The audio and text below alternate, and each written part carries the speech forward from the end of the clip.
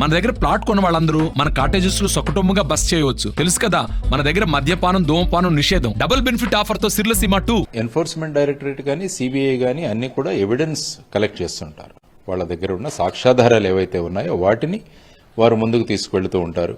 ఒక్కొక్కసారి మన దగ్గర ఉన్న సాక్ష్యాధారాలను పరిశీలించడానికి వాళ్ళని పిలుస్తుండొచ్చు, ఒక విట్నెస్గా కూడా పిలవచ్చు, మనల్ని ఒక సాక్షిగా కూడా పిలవచ్చు, ఒక అనుమానితులుగా మనల్ని పిలవచ్చు. సో అన్ని రకాలుగా ఉన్నాయి. ఎప్పుడు కూడా ఇన్వెస్టిగేషన్ అనేది వాళ్ళ దగ్గర ఉన్న సాక్ష్యాధారాలను బట్టి ఆధారపడి ఉంటుంది. కాబట్టి ప్రతి కేసులో ప్రతి ఒక్కరిని అరెస్ట్ చేయాలన్న నియమం కూడా ఎక్కడా లేదు. సో వచ్చిన సాక్ష్యాధారాలను బట్టి వీరిని అరెస్ట్ చేయకుంటే వీరు సాక్షులను ప్రభావితం చేస్తారని, లేకుంటే వీరు దేశం వదిలి వెళ్లిపోయే అవకాశం ఉంటుందని, లేకుంటే వీరు మళ్ళా ఇంకా క్రైమ్ చేసే అవకాశం ఉంటుందని 3-4 కోర్సులు లిస్ట్ చేశారు అందరు. ఆ విధమైన అనుమానం ఉన్నప్పుడే సాధారణంగా అరెస్ట్ చేస్తుంటారు. సో ఇవన్నీ కూడా ఇన్వెస్టిగేషన్లో జరుగుతున్న ప్రక్రియలు ఏవైతే ఉన్నాయో, వాటిలో ఉన్న అంశాలు ఏవైతే ఉన్నాయో వాటిని పరిశీలించి ఇన్వెస్టిగేటింగ్ ఏజెన్సీ అన్న వాళ్ళు నిర్ణయాలు తీసుకుంటుంటారు. కాబట్టి ఆ నిర్ణయాలను మనం గెస్ చేయలేం, ఎందుకంటే ప్రతి కేసు కూడా different. Each case is different from other case. కాబట్టి ప్రతి ఒక్క కేసు యొక్క బ్యాక్గ్రౌండ్, ఆ తర్వాత వాళ్ళ దగ్గర ఉన్న సాక్ష్యాధారాలను బట్టి వాళ్ళు నిర్ణయాలు తీసుకుంటారు. మహిళలను ప్రశ్నించేటప్పుడు వారు ఏ ప్రాంతంలో అయితే నివసిస్తున్నారో ఆ ప్రాంతానికి వెళ్లి తీసుకోవాల్సిన అవసరం ఉందని వారు చెప్పారు. యాక్చువల్గా 160 సిఆర్పిసి ఏదైతే ఉందో అది అందులో స్పెసిఫిక్గా ఇది మెన్షన్ చేస్తుంది. 16 సంవత్సరాలు లోబడిన చిన్నపిల్లల్ని కానీ, మహిళలను కానీ, లేకుంటే 60 సంవత్సరాల పైబడిన వృద్ధులను కానీ వీరిని విచారించాలంటే వీరిని మీ ఆఫీస్ దగ్గరికి పిలవకండి, వారు ఎక్కడుంటున్నారో అక్కడికే వెళ్లి విచారించండి. అందుకనే మీరు సిబిఐ చూసుకుంటే సిబిఐ వారు కవిత గారి ఇంటికి వెళ్లే వారి స్టేట్మెంట్ తీసుకోవడం జరిగింది. కానీ యాక్చువల్గా సెక్షన్ 50 పిఎంఎల్ఏ చూసుకుంటే అందులో ఇటువంటి ప్రొవిజన్ లేదు. అందులో ఏమి రాస్తున్నారంటే ఎవరికైతే సమ్మన్స్ ఇవ్వబడతాయో వారు ఖచ్చితంగా ఆ సమ్మన్స్ లో ఏ ప్రదేశం, ఏ ఆఫీసులో అటెండ్ అవ్వమంటారో ఆ ఆఫీసుకు ఖచ్చితంగా అటెండ్ అవ్వాలి అని అన్నది. తర్వాత పిఎంఎల్ఏలో సెక్షన్ 65 ఉంది. అదేం చెబుతుందంటే ఎప్పుడైనా సిఆర్పిసి కన్నా ప్రివెన్షన్ ఆఫ్ మనీ లాండరింగ్ లో ఉన్న విషయాలు ఏవైతే ఉన్నాయో వాటికి ప్రాముఖ్యత ఉంటుంది. ఎందుకంటే ఇది స్పెషల్ యాక్ట్, అది general act. Special act over rights general act. కానీ ఇందులో వారు ఏమంటున్నారంటే ఇందులో స్పెసిఫిక్ గా మెన్షన్ చేయలేదు కాబట్టి సిఆర్పిసిలో ఉన్న 160 కూడా ఏదైతే ఉంటుందో అందులో మహిళలకు సంబంధించి అది ఇక్కడ కూడా వర్తిస్తుంది అన్నది వాళ్ళ ఇంటర్ప్రిటేషన్.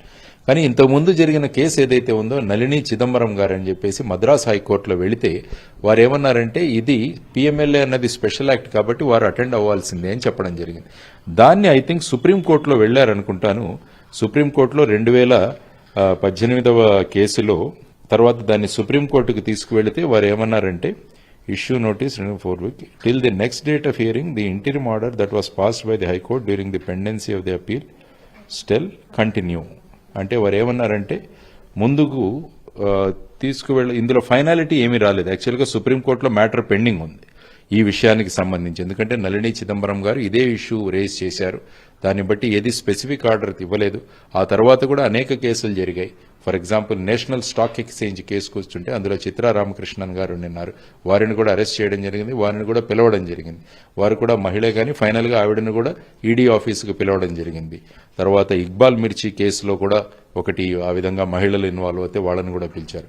కాబట్టి నేను అనుకోవడం ఎమ్మెల్సీ కవిత గారు రేజ్ చేసిన ఈ ఇష్యూలో ఖచ్చితంగా సుప్రీంకోర్టు ఒక ఫైనల్ ఆర్డర్ ఇస్తుందని నేను అనుకుంటాను. అంటే మహిళలను మీ ఆఫీసుకు పిలిచే అధికారం ఉందా లేదా అన్న దాంట్లో ఒక క్లారిటీ రాబోతోంది.